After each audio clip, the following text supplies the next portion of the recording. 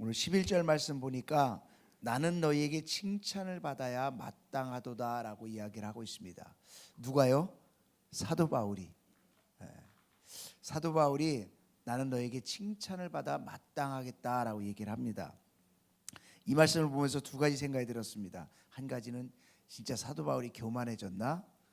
또 한 가지는 왜 이렇게 말해야만 했을까라는 것입니다. 여러분 생각은 어떻습니까? 사도 바울이 원래 교만한 사람입니까?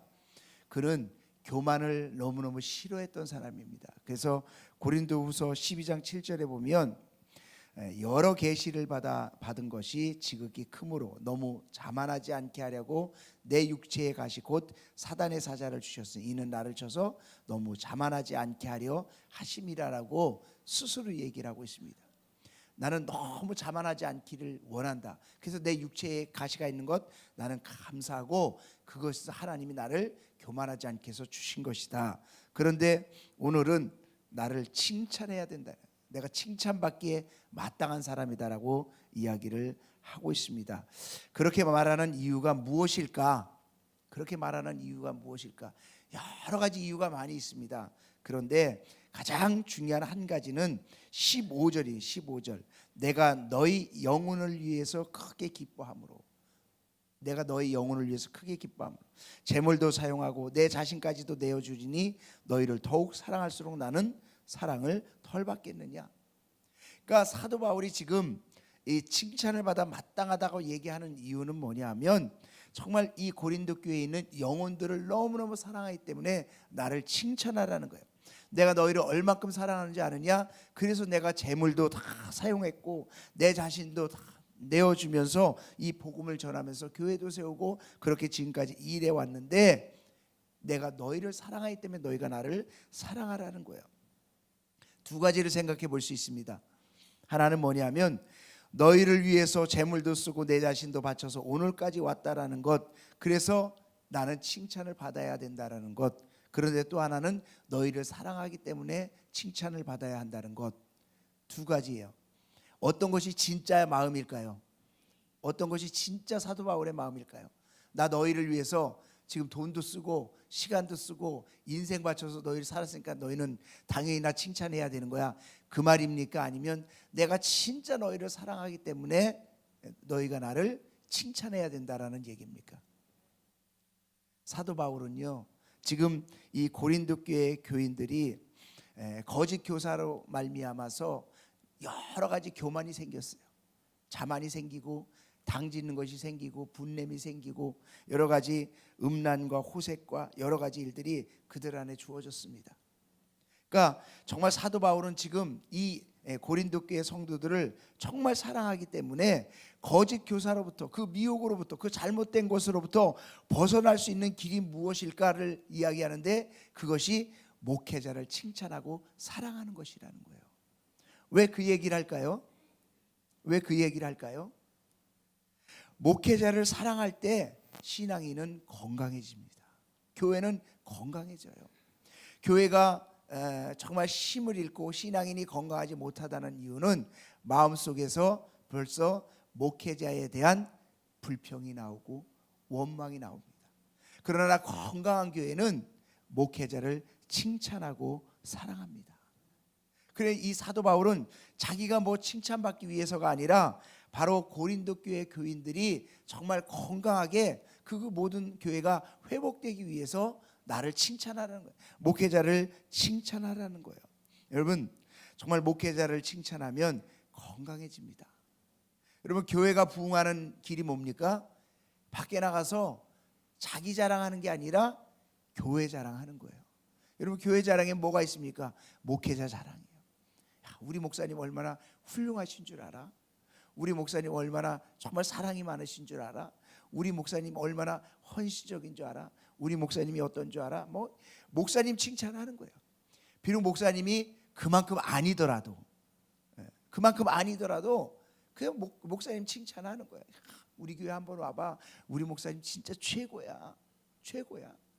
그럴 때 사람들이 와보고 싶은 거예요. 여러분 목회자를 칭찬하는 사람이 다른 사람 영혼을 전도할 수 있다니까요.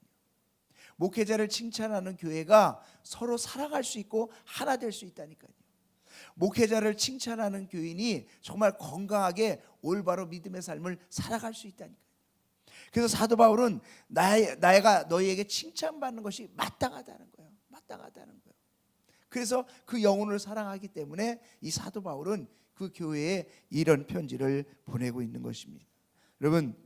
여러분의 마음 가운데 혹시 목회자를 정말 미워하고 싶은 마음이 우리 교회는 없지만 들 때에 여러분들 이걸 생각해야 돼요. 아, 내 신앙이 병들어가고 있구나. 내 신앙이 병들어가고 있구나. 왜냐하면요, 목회자를 미워하는 마음이 생기면 그 예배 때 전하는 말씀이 은혜가 될까요? 은혜가 되지 않습니다. 에이, 전화 잘하지 무슨, 전화 잘하지 그러고 있으면서 은혜가 되겠습니까? 말만 저러지, 말만 잘하지, 은혜가 되겠어요? 은혜가 안 되는 거거든요. 그럼 자기 스스로가 병들어 가는 거예요. 주의 종을 통해서 주시는 말씀을 먹고 그 주를 또 그때를 하나님의 말씀을 받고 힘을 얻고 정말 새롭게 하나님 앞에 믿음으로 나아가는 삶을 살아야 되는데 그 말씀 자체가 다 버려지는 거예요. 그러니까 병들을 수밖에 없죠. 여러분 식사를 할 때 믿고 맛있게 먹어야지. 혹시 아내가 이거 약탄 거 아니야? 썩은 걸 해준 거 아니야? 이런 먹겠어요? 못 먹으면 병드는 거예요. 정말 이 사도 바울은 자기가 교만해서 칭찬받기 위해서 나를 칭찬해라 라고 이야기를 하는 것이 아니라 그 성도를 사랑하고 고린도 교회를 사랑하기 때문에 정말 미혹된 거짓 선지자로부터 벗어날 수 있는 것, 그것은 정말 목회자를 칭찬하는, 목회자를 사랑하는 것. 또 한 가지는요, 목회자도 사랑이 필요합니다. 그거 아십니까? 목회자도요, 사랑이 필요합니다. 목회자도, 사도 바울도 자기의 재물도 다 쓰고 자신도 다 내어주면서 인생을 걸고 사역했지만 사실 정말 이 목회자가 성도들이 정말 잘 되고 성도들의 정말 사랑으로 먹을 때에 더 힘이 나고 거기에서 에너지가 생기는 거거든요. 사도 바울은 정말 히브리인 중에 히브리인이고 바리새파 중에 바리새파이고 그 다음에 가말리엘 문화의 정말 생도입니다. 최고의 당대의 석학이고 모든 명예와 권력을 가졌던 그런 사람이었습니다.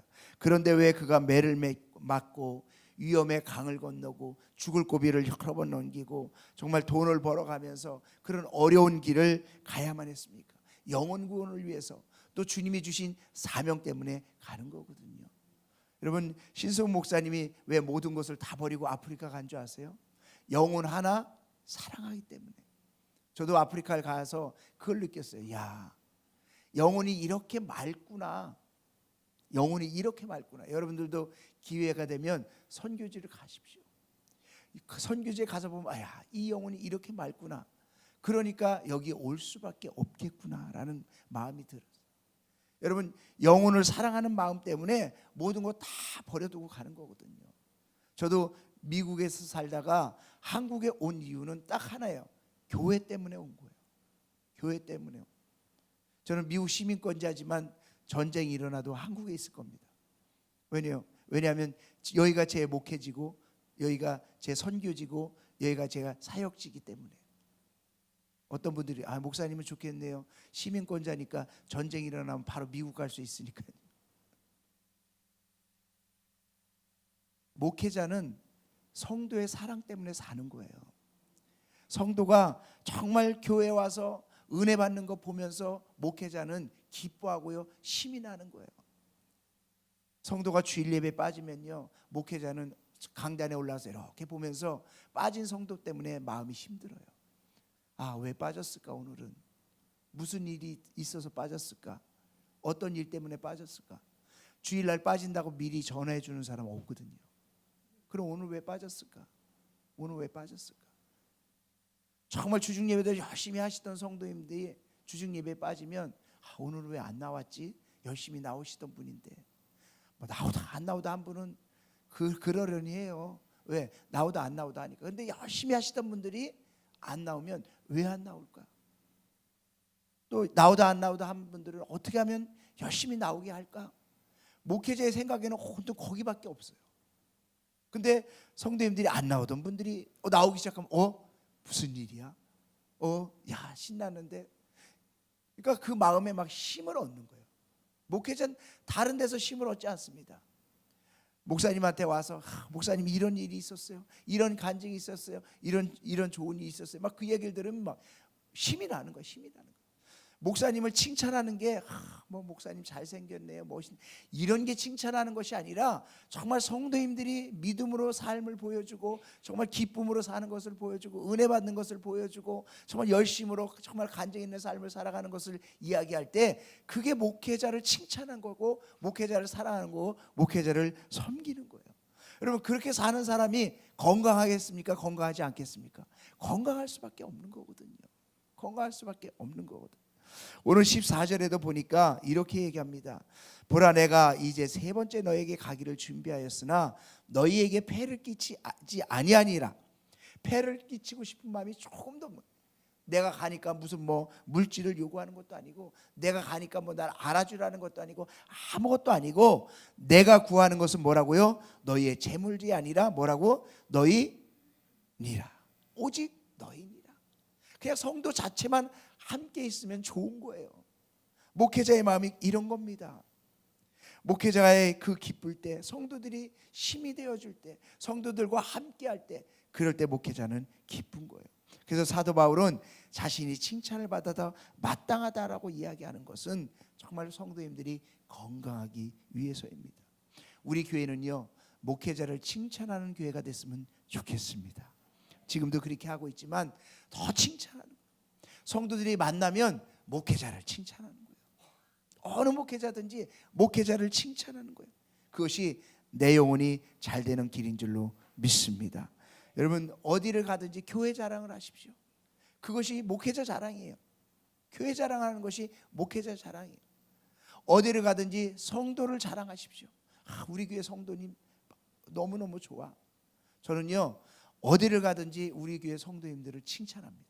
누구를 만나든지 우리 성도들을 만나. 근데 그게 진심이거든요. 그게 진심이거든요.